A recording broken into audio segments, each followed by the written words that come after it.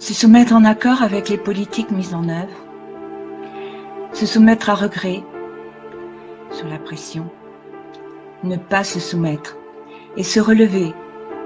Ainsi se résume désormais notre choix de vie. Les événements mondiaux, vécus depuis 2020, amènent chacun à sa propre croisée des chemins.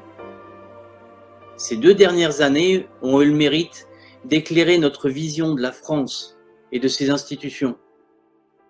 Ce chemin de conscience nous mène à présent aux choix les plus importants de toute une vie. L'exécution de cette politique mondiale voulue par une poignée la rend de plus en plus visible aujourd'hui pour ce qu'elle est vraiment. C'est-à-dire à sa base, vous mettez d'énormes mensonges qui orchestrent la peur, ensuite vous l'alimentez par un véritable terrorisme médiatique et ensuite vous imposez un mode de vie totalitaire par le biais d'organismes corrompus financés par les plus riches de la planète. C'est simple. Le faux prétexte sanitaire est utilisé à répétition, tout comme peut l'être le prétexte écologique, dans un contexte de pénurie organisée, qui vont très vite aggraver la situation pour mieux soumettre les populations. Les niveaux de corruption, mais aussi d'incompétence des institutions, des milieux politiques, des milieux médicaux, de la presse subventionnée, ont permis jusque-là cette mascarade, face à un peuple médusé, hypnotisé par la propagande et diverses techniques d'ingénierie sociale, conduites sur des décennies. La révélation est brutale pour beaucoup d'entre nous. Oui, nous sommes à la croisée des chemins. Faire le grand écart entre la peur de dire non et la liberté de choix n'est plus possible. Trop d'enjeux en sont tributaires. Il en va de l'avenir des générations qui nous suivent. Ce sont désormais 2 modèles de société très différents qui se présentent à chacun de nous sans compromis. D'un côté, on nous annonce, au travers d'un nouvel ordre mondial, une société uniformisée de contrôle total des individus avec des visées transhumanistes. Celle que tentent d'imposer avec autorité les gouvernements des nations occidentales et leurs mentors, celle où les gardiens de la paix sont devenus les forces de l'ordre. Un modèle où toutes les libertés fondamentales, jusqu'à la dépossession de l'éducation des enfants, seront perdues, en échange d'une prise en charge du citoyen réduite à une dépendance croissante aux autorités par le biais de règles liberticides et de technologies intrusives.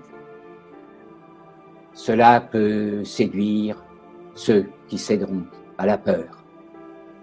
D'un autre côté, est possible une société humaine bienveillante, où les peuples se rapprochent et ne sont plus les jouets souffrants de pratiques et de guerres fomentées par de médiocres intérêts privés, où leurs différences s'associent dans le bien commun qu'est la terre dont ils assurent la pérennité, où la fraternité, l'éthique, l'intégrité, la dignité et le respect sont les fondements d'une société consciente. Les temps sont venus, nombre d'entre nous l'ont compris. Si le choix n'est pas fait maintenant, avec détermination, les peuples d'Occident pour commencer, puis tous les autres connaîtront une dépopulation massive et une dictature planétaire comme on n'en a jamais vu. Ce n'est pas une théorie dite complotiste, c'est ce qui nous annonce très clairement. Tout cela est vérifiable par quiconque en fera l'effort. La France, en tant que nation, et par nation il faut entendre un esprit, une langue, une culture, un patrimoine né de cet esprit, et non une couleur politicienne. La France, donc, a été littéralement démantelée par les pouvoirs successifs au fil des ans. L'excès du pouvoir présidentiel y est unique en Europe, et sa constitution est gravement violée depuis 2008. Une confusion croissante est entretenue sur ce que sont les valeurs de son peuple, à commencer par le devoir inné de protection des plus vulnérables, pour nos anciens et nos enfants, le respect entre hommes et femmes, entre adultes et mineurs, entre l'humain et les autres règnes vivants, entre l'homme et la terre qui l'accueille. Il faut porter le regard haut, car c'est à ce niveau et pas en dessous que se situe aujourd'hui notre décision la plus importante. Ne nous arrêtons pas aux détails dont les politiques, les médias et l'opposition contrôlée nous sature. Il n'y a aucun salut à ne regarder que le bout du doigt et non ce qu'il désigne. Allons-nous continuer à laisser grandir l'infamie jusqu'au point de non-retour? Ou allons-nous dire non, une fois pour toutes? Chacun va-t-il continuer à regarder ailleurs jusqu'à ce que l'ailleurs soit son présent et qu'il sera trop tard? Ou chacun va-t-il enfin prendre la pleine mesure de ses responsabilités?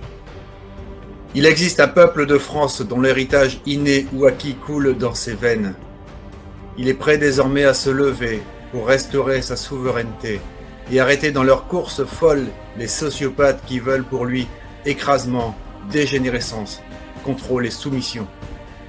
Nous leur avons laissé trop longtemps, trop de pouvoir de nuire dans l'impunité de leurs actes. C'est à ce peuple-là que le grand appel est lancé.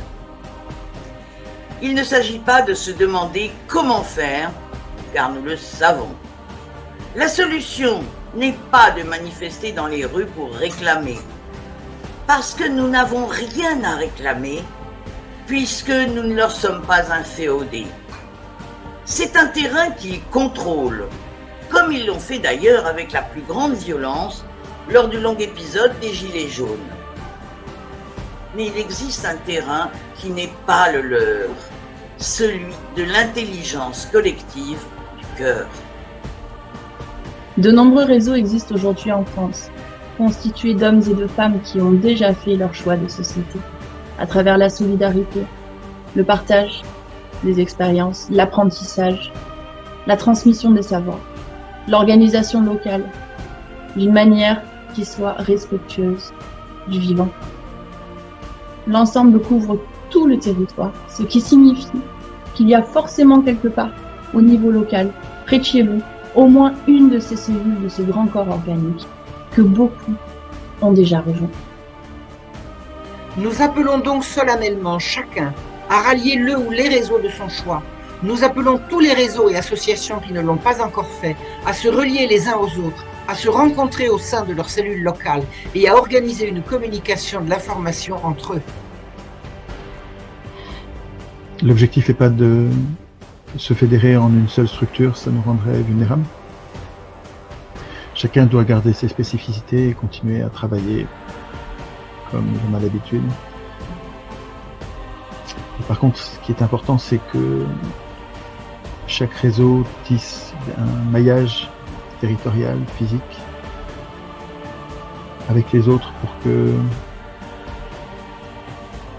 on voit apparaître des solidarités et une capacité de réaction rapide pour nous entraider quand le besoin s'en fera sentir. Il faut être clair, ceux des Français qui ne se soumettront pas à la tyrannie verront leur choix, souverain et légitime, impacter fortement leur mode de vie.